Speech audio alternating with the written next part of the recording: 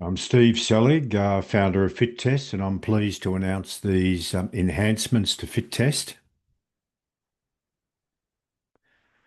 So, those of you who've been using FitTest recently would have seen the improved navigation both in the testing area and the programming area of the site. And just to show you these various menu options here makes it much more easily to navigate around the site. An enhancement, an important enhancement is that VO2 peak can now be estimated based on either heart rate peak or peak work rate. Now, heart rate peak can be the client's actual heart rate peak or prior knowledge of what their heart rate peak would be under different conditions, or it could even be age predicted heart rate peak, any of those options. Okay. Now, the tips for this is that VO2 peak should be estimated based on peak work rate rather than peak heart rate when there are significant arrhythmias or you are unsure about true heart rate peak for that client. Or, for example, there is a large gap between the peak work rate and estimated VO2 peak. I'm going to show you that on the next slide.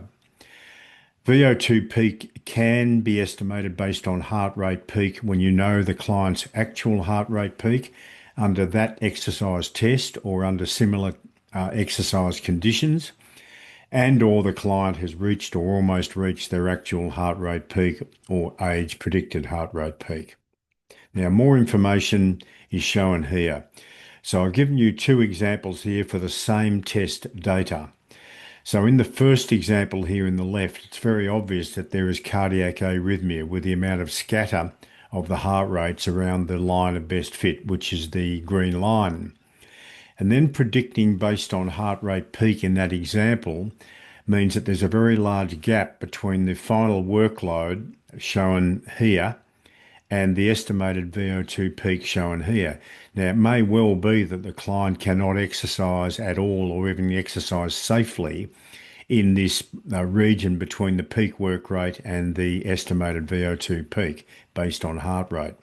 So in this instance, I would choose the option to estimate VO2 peak based on peak work rate, and it takes the same data set but puts the estimated VO2 peak on the top of the green line. And that's what I would prefer in this example. Now, we also have the ability now to edit or delete tests and programs. So this is an example of being able to, these are the menu options available for editing or deleting tests, and very similar, the ability to edit or delete programs that are linked to tests. Remember that each program is linked to a certain test that you have undertaken for that client. So first of all, going to editing tests, when you edit a test, the original date of the test deliberately remains unchanged. Just be aware of that because the test was actually physically done on that day. So when you edit a test, the intention is not to just copy a new test into a new date. That's not the intention at all. If you want the date of the test to be updated to say today's date, that's assuming that you have done a whole new test and you need to enter the data as if it is a new test. And it is a new test, in fact. But you can edit a test if you want to update heart rate peak, for example, or if you want to estimate VO2 peak based on peak workload rather than heart rate peak, or you've made data entry errors or omissions. So there's a number of useful practical situations where it's useful to edit a test.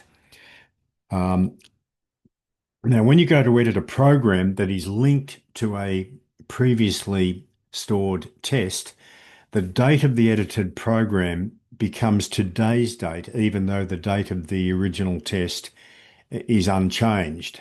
And that's again deliberate on my part in the design of the app.